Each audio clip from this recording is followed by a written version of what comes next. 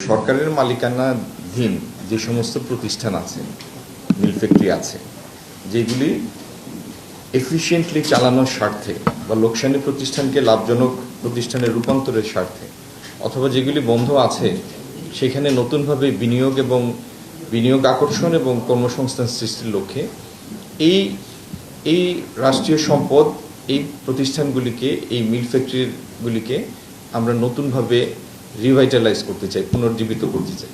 তো সেই ধারাবাহিকতার অংশ হিসাবে আজকে আমরা টিকে গ্রুপের সাথে একটি চুক্তিতে আবদ্ধ হয়েছি, আমাদের পাটকল কর্পোরেশন, যেখানে ওনারা একটা নির্দিষ্ট অঙ্কের প্রায় 1,000 কোটি টাকার বিনিয়োগ হবে এবং প্রায় 3,000 কোটি টাকার টার্নওভার হবে। এবং টিকের ব্যবস্থাপনা পরিচালক যেটা বললেন যে আমাদের ফুড সিকিউরিটির এটা একটা ক্রিটিক্যাল পার্ট, কারণ সয়াবিন তেল খুবই সেন্সিটিভ একটা পণ্য। তো সিড নিয়ে আসবেন, ওনারা ক্রাশ করবেন, সেটার বাই প্রোডাক্ট হিসাবে আমরা সয়াবিন তেল পাবো।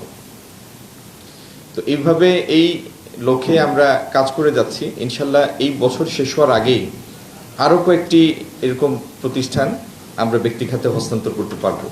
আর একইভাবে শিল্প মন্ত্রণালয়ের অধীনে বেশ বড় বড় কতগুলি প্রকল্প আছে। গতকালও আমরা একটি সভায় বসেছিলাম। আমরা পূর্ণ উদ্যম নিয়ে ইনশাল্লাহ কাজ করছি। আপনারা দোয়া করবেন যেন এই রাষ্ট্রীয় সম্পদ, যেগুলি অলস থাকলে তো আর সম্পদ থাকে না, সেটা লায়াবিলিটি হয়ে যায়। এই লায়াবিলিটিগুলিকে যাতে দ্রুত আমরা সম্পদে রূপান্তরিত করতে পারি, সেজন্য দেশবাসীর দোয়া চাই। এটা একই ধরনের 1টা 4টা 5টা ইন্ডাস্ট্রি না, এটা বিভিন্ন খাতের বিনিয়োগ ছিল। এখানে সরকার বিভিন্ন খাতের ফ্যাক্টরি তৈরি করেছিল, যেমন কোনোটা হয়তো স্টিল রিলেটেড, কোনোটা হয়তো ফুড রিলেটেড, কোনোটা ভেহিকেল রিলেটেড, কোনোটা জুট রিলেটেড, কোনোটা টেক্সটাইল রিলেটেড। তো এরকম মাল্টিপল সেক্টরের বিভিন্ন ফ্যাক্টরি, যেগুলি ইতিমধ্যে তার ইকোনমিক লাইফ অতিক্রান্ত হয়েছে, এবং এমনকি এখানের মধ্যে যে ভৌত সম্পত্তি আছে, যে বিল্ডিং আছে, সেগুলিও একটা ডিলাপিডেটেড স্টেজে, এগুলি আর ইউজেবল না। তো সেইখানে নতুনভাবে বিনিয়োগ করে, নতুনভাবে মিল ফ্যাক্টরির জন্য কনস্ট্রাকশন করে, মেশিন এনে, নতুন বিনিয়োগ, নতুন খাত চিহ্নিত করে পুরো জিনিসটাকে রিভাইটালাইজ করার জন্য আমাদের কার্যক্রম চলমান আছে। আমরা আশাবাদী বছর 2 বছরের মধ্যে ইনশাল্লাহ এর প্রত্যেকটা জায়গায় আমরা একটা প্রোডাক্টিভ আউটপুট দেখতে পারবো। আমরা ব্যক্তি খাতকে, প্রাইভেট সেক্টরকে নতুন বিনিয়োগের জন্য আহ্বান জানাচ্ছি। আজকের পৃথিবীতে এটা একটা অ্যাডমিটেড ফ্যাক্ট যে সরকার যখনই কোনো ব্যবসা পরিচালনা করতে গিয়েছে, সেখানে আমরা ইনএফিশিয়েন্সি দেখেছি। সেই তুলনায় ব্যক্তি খাত যখন এগিয়ে আসে, তার ডে টু ডে ম্যানেজমেন্ট বা তার অপারেশনাল এফিসিয়েন্সি সরকারি পরিচালনা থেকে অনেক বেশি ব্যবসার ক্ষেত্রে। তো আমরা ফেসিলিটেট করব সরকার হিসাবে ব্যক্তি খাত বিনিয়োগে এগিয়ে আসবে। এখন কয়েক দিনের মধ্যে করতে পারবো, কয়েক তারিখের মধ্যে করতে পারবো, এরকম আমি তারিখ আপনাকে ক্যালেন্ডার দিয়ে দিতে পারবো না। কিন্তু আমরা আমাদের পূর্ণ শক্তি নিয়ে কাজ করছি। যত দ্রুত সম্ভব এখানে আমরা এমপ্লয়মেন্ট ক্রিয়েট করতে চাই। আর যে মডেলে এগুলি যাচ্ছে, আমাদের এখানে পিপিপির কতগুলি মডেল আছে। এর মধ্যে একটা হলো লিজ, দীর্ঘমেয়াদী লিজ, একটি হলো রেভিনিউ শেয়ার, আরেকটা হলো পিপিপির বাইরে আপনি একটা সেপারেট কোম্পানি করে, এটা একটা স্পেশাল ভেহিকেল, একটা সেপারেট কোম্পানি করে সেখানে সরকারের একটা অংশ থাকবে, ব্যক্তি খাতের একটা অংশ থাকবে, কিন্তু সেখানে লাভ লোকসানের ঝুঁকি সরকারকেও নিতে হবে। লাভ হলে তো লাভ, লোকসান হলে সেই ঝুঁকিটা নিতে হবে। তো এই সমস্ত বিবেচনায় যারা নিবেন তাদের সাথে সম্মতির ভিত্তিতে, খালি আমরা চাইলে তো হবে না, যারা নিবেন তাদেরও তো সম্মতি থাকতে হবে।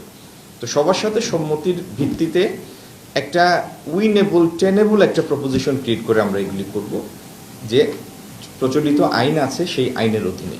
পৃথিবীতে 2টা যুদ্ধ চলমান, এবং আমাদের বেশি প্রোডাক্ট যে জায়গাতে যায় সেটি হচ্ছে ইউরোপিয়ান ইউনিয়ন।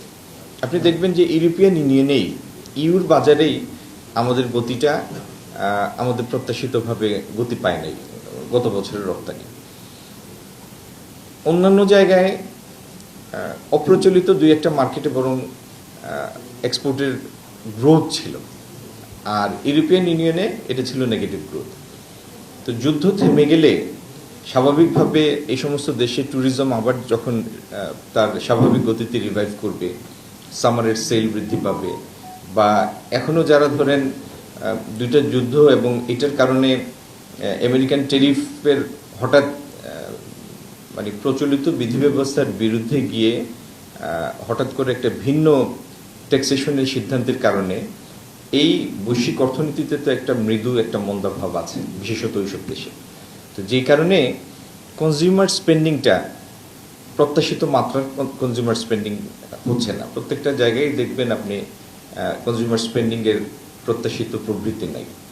তো এই জিনিসগুলি কেটে গেলে ইনশাল্লাহ আমরা এক্সপোর্টের ক্ষেত্রেও আমাদের কাঙ্ক্ষিত গতিতে ফেরত যাব। আর আরেকটা জিনিস হচ্ছে, প্রত্যেকটা সেক্টরের অ্যাডাপ্টেবিলিটির ব্যাপার আছে, নেক্সট ইয়ারে গ্র্যাজুয়েশনের ব্যাপার আছে, পরবর্তী ধাপে উত্তরণের সুযোগ আছে। আমরা এতকাল যাবৎ গার্মেন্টসে যেটা করেছি সেটি হচ্ছে low price volume centric export. সেই জায়গা থেকে এখনকার আরএমজি সেক্টর, ম্যানমেড ফাইবার, মোর ভ্যালু অ্যাডেড আর্টিকেল, সেগুলিতে উত্তরণের চেষ্টা করছে। তো এই উত্তরণের প্রক্রিয়া যত বেশি গতি আসবে, তত দেখবেন একই সংখ্যক পণ্যের জন্য আপনার রপ্তানি আয় বৃদ্ধি পাচ্ছে। আজকে 5 ইউনিট রপ্তানি করে যদি ধরে নেন, ফর এক্সাম্পল, যে আপনি $5 পাচ্ছেন, আপনি ভ্যালুয়েটেড আর্টিকেল এই 5টা ইউনিট রপ্তানি করে দেখবেন $7.5 পাচ্ছেন, $8 পাচ্ছেন।